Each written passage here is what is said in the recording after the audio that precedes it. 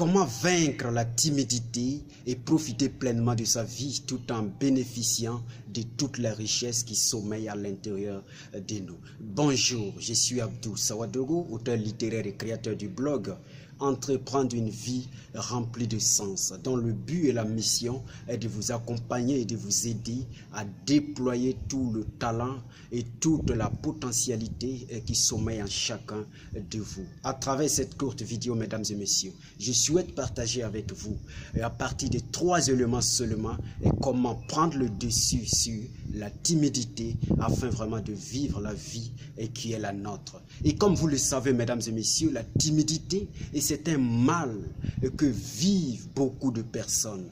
La timidité, lorsque nous l'habitons, elle nous empêche de nous affirmer. Elle prend le dessus sur notre potentiel. Nous vivons comme des êtres qui sont incapables, alors que non, nous en sommes capables. Nous sommes capables de quelque chose, mais lorsque cette timidité-là prend le dessus, elle en vient à saper et à masquer et toute l'humanité et toute la richesse, tout le savoir-faire que nous avons. Lorsque nous sommes timides, nous fuirons les gens. Lorsque nous sommes timides, nous n'oserons pas aborder cela et que nous aurions dû aborder pour résoudre un certain nombre de problèmes. Mesdames et messieurs, et tous autant que nous sommes timides nous sommes timides à quelque part.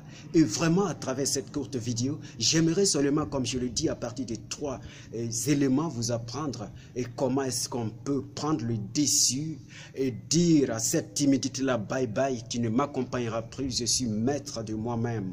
Et la première chose pour vaincre la timidité est de savoir que cette timidité-là, elle n'est pas innée.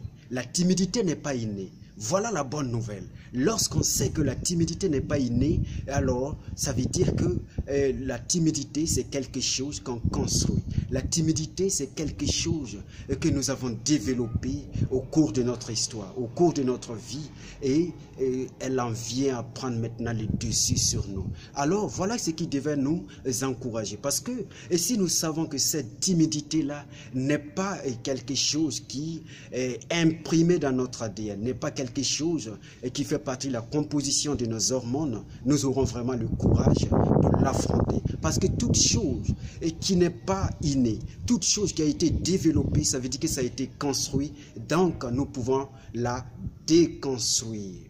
Et comment faire? Ce sera l'objet du deuxième point. Le deuxième point est de savoir que la timidité n'est pas en elle-même le problème. La timidité est l'expression de quelque chose de plus profond qu'elle. La timidité est l'expression d'un manque de confiance, est l'expression d'un manque d'estime de soi. La timidité est l'expression de quelque chose de lourd. Donc elle prend naissance sur la base de la conscience que nous avons de nous-mêmes.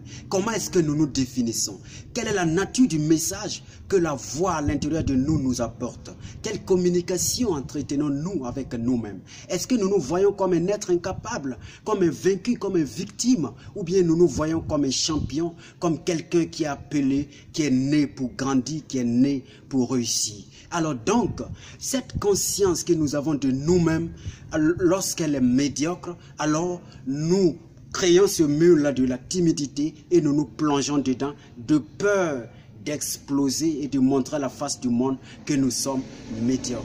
Alors que médiocres, nous ne le sommes pas. Non, non, non, non, détrompez-vous. Nous ne sommes pas médiocres. Nous avons quelque chose à proposer à l'humanité. Nous avons quelque chose à proposer de plus valeureux. Mais c'est seulement il y a un bouclier qui couvre tout ça. Lorsque nous prenons le courage de lever le bouclier, nous allons découvrir qui nous sommes. Parce que il y a une étude qui montre que les plus grands conférenciers de ce monde étaient à la base des timides. Et c'est quoi? Et lorsque le bouclier se lève, lorsqu'on soulève le bouclier et toute la richesse qui sommeillait se met en branle, personne ne peut l'arrêter. Alors donc, et comment est-ce que maintenant, au niveau du troisième point, on peut lever ce bouclier-là et profiter vraiment et pleinement de qui nous sommes?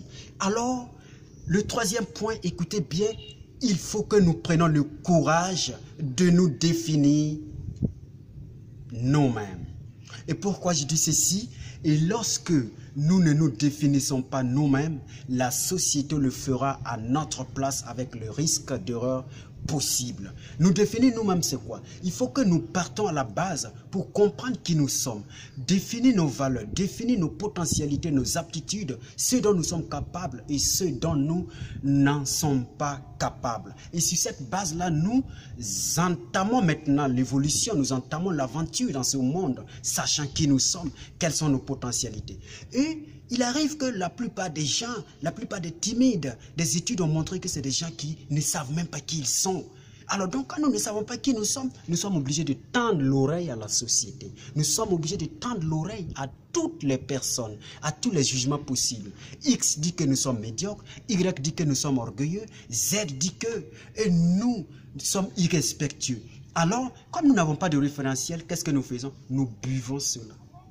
Et quand nous les buvons, elles participent à la construction de la définition et de notre conscience de nous-mêmes. Alors qu'au deuxième point, vous avez bel et bien vu que c'est sur la base de la définition que nous avons de nous-mêmes et que prend naissance la timidité ou bien que prend naissance le courage de nous exprimer et pleinement. Donc, ne laissons pas du vide à l'intérieur de nous. Tant qu'il n'y a pas de définition, la société comblera ce vide-là avec la définition qui lui semble propre. Alors c'est ainsi que nous allons permettre aux gens qui ne nous connaissent même pas, qui nous ont fréquentés à peine, s'arroger le droit de nous juger, s'arroger le droit de nous définir, s'arroger le droit de dire tout ce qu'ils veulent et sur nous. Alors la timidité, ce qui est grave là-dedans est que lorsque nous croisons quelqu'un, nous avons tendance à l'éviter. Et en l'évitant, au lieu de comprendre que peut-être c'est la timidité qui nous amène à fuir,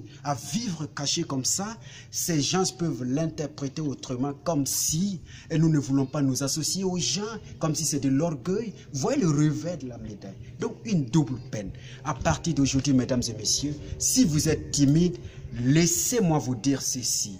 C'est que en vous sommeille toujours quelque chose dont l'humanité a besoin.